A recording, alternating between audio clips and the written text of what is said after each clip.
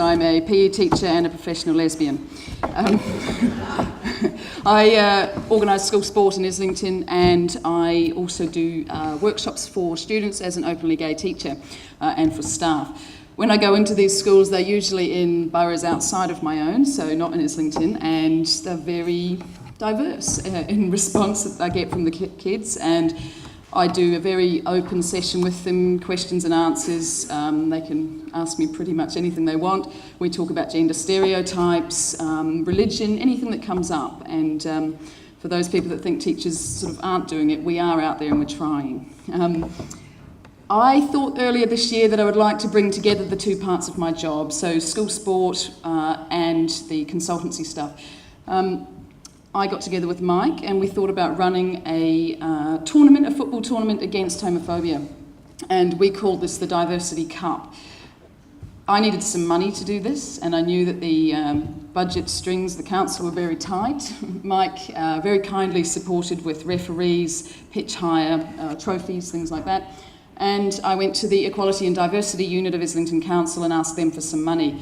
And they found it, because I did ask them before I came to this why they wanted to sponsor the event, and they said there are 3 reasons. And one of them is that they have a commitment to working with partners on local partners with joint ventures. Also, they wanted to improve their Stonewall Workplace Equality Index rating. And thirdly, like most councils, and this is the key thing I'd like to point out, is that they have a commitment to work with diversity. And for them, it ticks a rather large box if they've provided funding for a banner that my lovely assistant will now unfurl.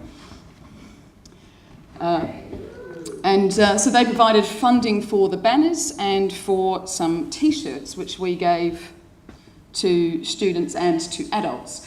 We ran 2 tournaments. One was an under-16 boys tournament. Under-15s and under-13s. Under-15, under-13 boys. It's Mike's details. On a Friday, which was the International Day Against Homophobia. So we ran that on that day. On the next day, we ran an adults tournament in which we were oversubscribed. We had gay and straight teams come along, and we had to turn many away because it was so popular. Why racism and homophobia when my passion is dealing with homophobia?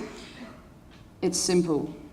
Everybody that came to look at the banners, and when parents turned up and when teachers turned up, they look at the banners, they go, oh, racism, homophobia.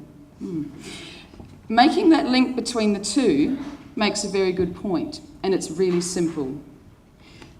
When I speak to the kids, I will point out to them, because many of them have forgotten what happened to black footballers when they first took to the pitch, and they've forgotten how far we've come with that. And I point out to them we now need to go on the same journey with homophobia.